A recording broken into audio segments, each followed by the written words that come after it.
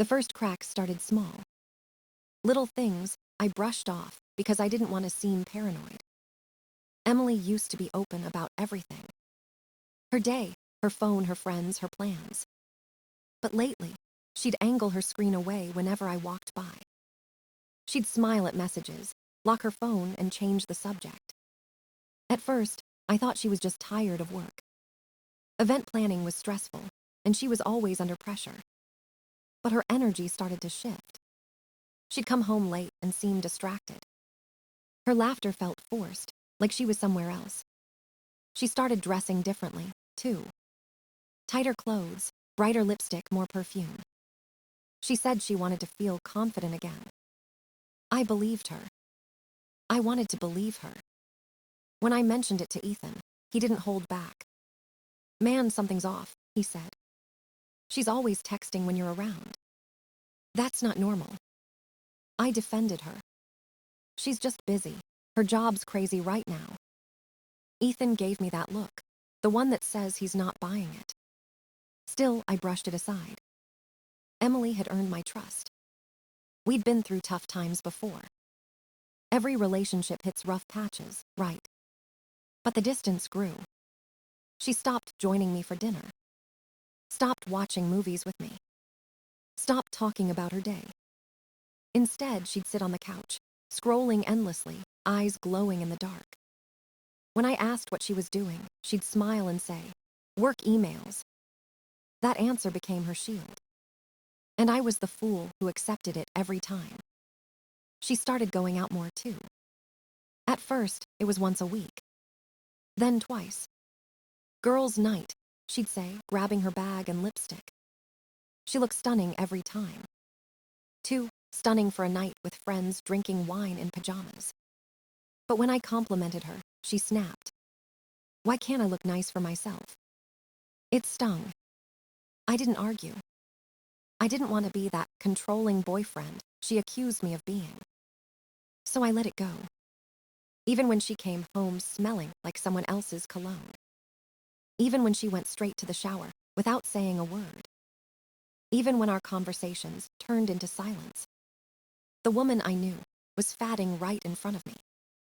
But I kept telling myself it was temporary. Stress, burnout, just a phase. That's what people tell themselves when they're too afraid to face reality. I didn't want to lose her. I didn't want to admit that maybe I already had. And deep down, a voice kept whispering the truth I refused to hear. Something was wrong. Something big. But I wasn't ready to find out what it was. The changes came fast after her promotion. Emily was now a senior event coordinator. Bigger clients, more money, endless hours. At least that's what she said. She started leaving early and coming home late. Some nights, she wouldn't be back until 10. Sometimes she'd text, "Still at the venue, don't wait up." I tried to be supportive. Ambition was one of the things I admired about her. But ambition shouldn't make someone a stranger. Our dinners became leftovers and silence. Our weekends turned into excuses. She said she had to meet vendors or scout locations. I didn't argue. I just waited, hoping things would settle down. They never did. Then came the girls' nights. At first, they were harmless. She'd go to her friend Rachel's apartment every Thursday. Wine, gossip, music, that's what she told me. But her outfits didn't match the story. Tight jeans, low-cut tops, full makeup like she was headed to a date. I made the mistake of asking once, "You look great, going somewhere after Rachel?" Her smile vanished. "Why are you asking that? Can't I dress up for my friends?" Her tone was sharp, defensive. Then came the line that shut me down completely. "You sound like my ex. He used to interrogate me too." I backed off immediately. I didn't want to be that guy. The one who doubts, accuses, controls. So I swallowed the questions. I told myself trust meant silence. But Ethan didn't let it slide. One night, over beers, he looked me dead in the eye. "Alex, come on. Every Thursday, always dressed up." You really think she's just drinking wine with friends?" I laughed it off, but it hurt to hear. Because he was saying what I'd been too scared to admit. Something wasn't adding up. Her affection had vanished completely. The way she used to hug me, kiss me, lean on me, gone. Even our nights together felt mechanical. Her mind was elsewhere, eyes drifting to her phone. Afterward, she'd grab it like a lifeline, typing fast. When I asked who it was, she'd say work emergency. Always work. Always the same word that covered everything. She was slipping away, one excuse at a time. And I kept holding on, pretending not to see it. I told myself love means patience. That real partners stick it out. But late at night, staring at the empty side of the bed, I couldn't shake the feeling that I was sleeping beside a stranger. I wanted to confront her. I wanted to know the truth. But fear held me back. Because once you ask the question, you have to be ready for the answer. And I wasn't sure my heart could handle it yet. That Friday night started like any other. I came home from work around 6. Emily was already there, sitting on the couch, scrolling through her phone. She barely looked up when I walked in. "Hey," I said, "you're home early." "Yeah, long week," she mumbled, still focused on her screen. Her tone was flat, rehearsed, distant. I asked if she wanted to order dinner, maybe watch a movie. She hesitated, eyes still glued to the phone. "Actually, I think I'm heading to Rachel's tonight." That word again, Rachel. It had become her favorite excuse. But something about the way she said it this time felt off. Too casual, too smooth. "On a Friday?" I asked. "I thought girls' night was Thursdays." She looked up, eyes sharp. "It doesn't have to be Thursday every time." I raised my hands. I was just asking. "God, you sound paranoid," she snapped. That word hit harder than I expected. "Space," she said next. "I just need some space." Space, the one word every man fears in a relationship. She went to the bedroom, came back with an overnight bag. "You're staying there?" I asked quietly. "Yeah, I might drink. I don't want to Uber back drunk." She kissed my cheek, cold, mechanical, and walked out. The door closed, and I felt the silence scream around me. I tried to shake it off. Ordered takeout, turned on the game. Pretended not to care. But something inside me wouldn't settle. At 8:30 my phone buzzed. A text from Emily. "At Rachel, ordering food, have a good night." I stared at it for a moment. Normal, too normal. 5 minutes later, another buzz. "Rachel. Hey, is Emily okay? She just texted she can't make it tonight." I froze. The words blurred in front of me. I read them again. Then again. It didn't make sense. My chest tightened as I checked the timestamps. Emily texted Rachel at 8:15, me at 8:30. Two different stories, one obvious lie. My hands shook as I opened the location app on my phone. We shared it for safety months ago. Her little dot wasn't downtown near Rachel's apartment. It was across town, heading west. I watched as it moved, slow and steady, then stopped. A new address appeared on the screen. Ridgeview Apartments. Not a bar, not a restaurant. A private building. Expensive, discreet. My pulse pounded in my ears. I zoomed in on the map, staring at that unmoving dot. She was there. And she had lied straight to my face. I didn't move for minutes. The food went cold. The game played on, forgotten. Every denial, every excuse, every late night replayed in my head. And finally, I saw it for what it was. Not paranoia. Not overthinking. The truth, ugly, simple, and undeniable. She wasn't at Rachel. She was with someone else. I sat there staring at the map, watching that little blue dot stay still. My heart felt numb, like it had shut down to protect itself. I knew what it meant, but I wasn't ready to say it out loud. I called Ethan. He picked up on the second ring. You were right, I said quietly. There was a long pause before he spoke. Tell me everything. I told him about the texts, the lie, the location. He didn't sound surprised. Bro, you need to act now, he said. Change your locks tonight. Don't give her the chance to twist it. That sounded extreme. But deep down, I knew he was right. I wasn't going to wait for her to come home with excuses. I wasn't going to listen to rehearsed apologies. I called a locksmith. He said he could be there in 45 minutes. While I waited, I started packing. Not my stuff, hers. Clothes, shoes, makeup, all of it. Piece by piece, I removed her from my home. The process was strangely calm. Mechanical. Every folded shirt felt like closure. When I opened the nightstand drawer, I found her journal. I hesitated, then opened it. At that point, privacy didn't matter anymore. Most pages were harmless. Work notes, shopping lists, random thoughts. Then I saw a line that stopped me cold. C makes me feel alive again. C. Not Alex. Not me. Another name. I turned the page. Sometimes I feel guilty, but Alex never notices. He just trusts me too much. My throat went dry. Every lie suddenly made sense. The nights she worked late. The makeup. The perfume. The smiles at her phone. All of it. I tossed the journal into the box with her things. I wanted her to know I'd read it. I wanted her to feel exposed the way I felt betrayed. The locksmith arrived around 10. An older man with tired eyes and a kind face. Rough night, he asked as he unpacked his tools. You could say that. He didn't ask more. He just worked quietly while I kept packing.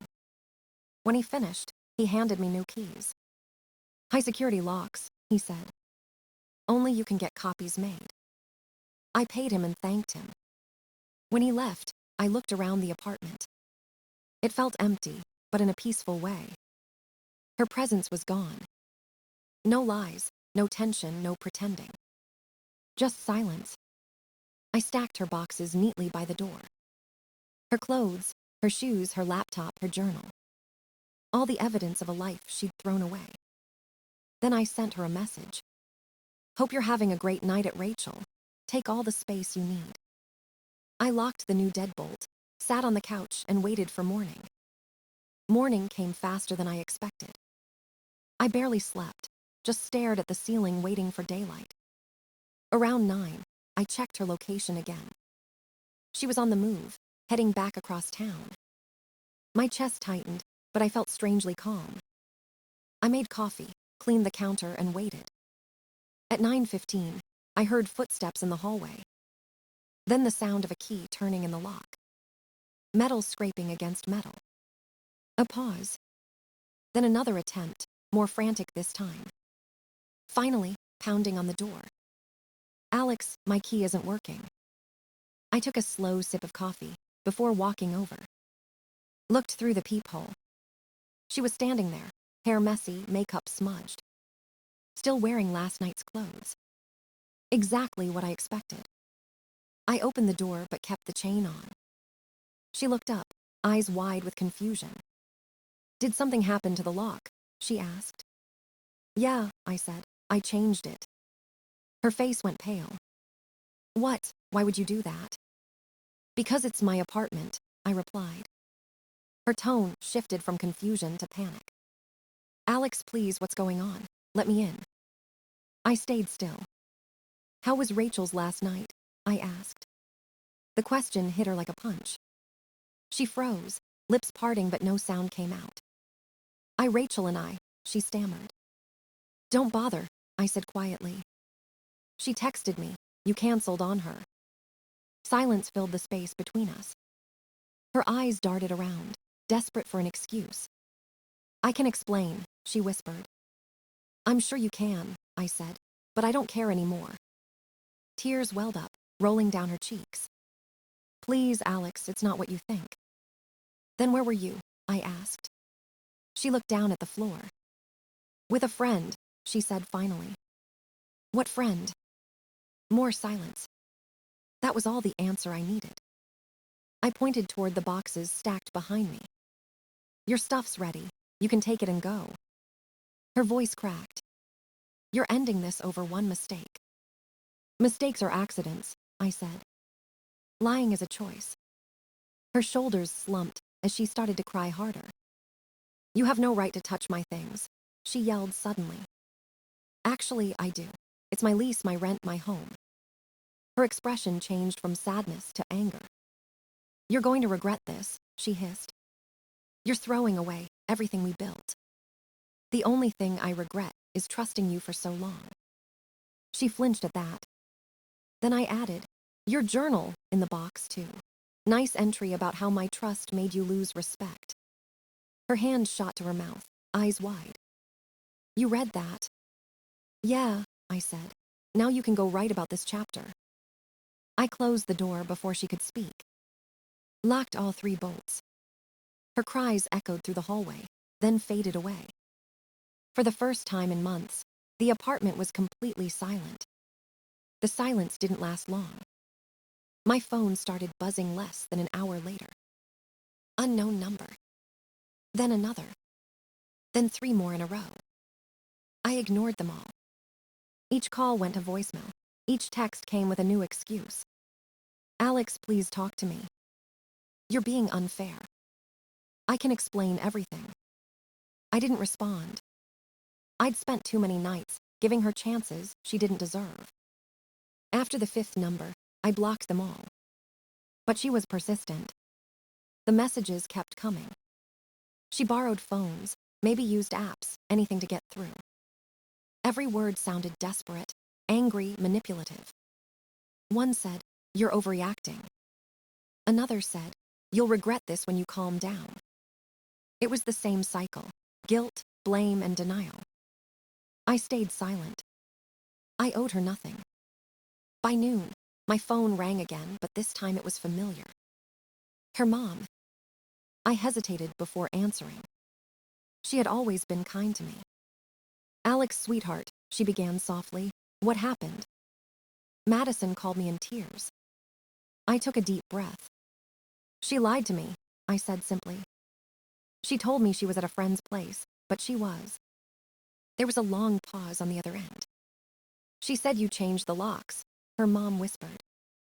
I did, I replied. It's my apartment. She's devastated, Alex. Can't you at least talk to her? I already did, I said. She just didn't like what she heard. Her tone turned pleading. She loves you. You two can fix this. No, I said calmly. People who love you don't lie about where they sleep. More silence. Then a quiet sigh. She mentioned something about a journal, her mom said carefully. I closed my eyes. She should probably explain that part herself. I could hear the shock in her voice. Alex, she said slowly, what did she write? Ask her, I replied. Ask her about August and September. Ask who C is. Another pause. Then a small broken O. I'm sorry, Alex, she whispered. I am too, I said, for both of us. We hung up without another word. I blocked her number right after. No more explanations. No more conversations. Just quiet. That night, I went for a walk. The air felt colder, but lighter somehow.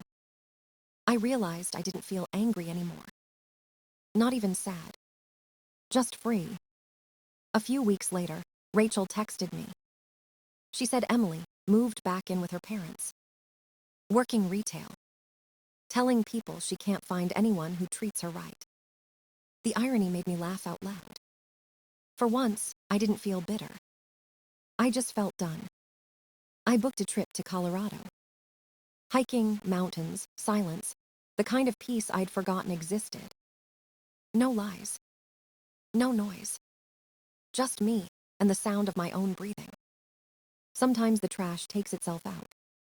You just have to be the one brave enough to lock the door behind it. I left for Colorado a month later. Just me, my car, and the open road. No messages, no noise, no ghosts from the past. The first night in the mountains felt unreal. Cold air, quiet sky, 1,000 stars above me. I sat by the fire and finally breathed again. For the first time in years, my mind wasn't racing. No doubts.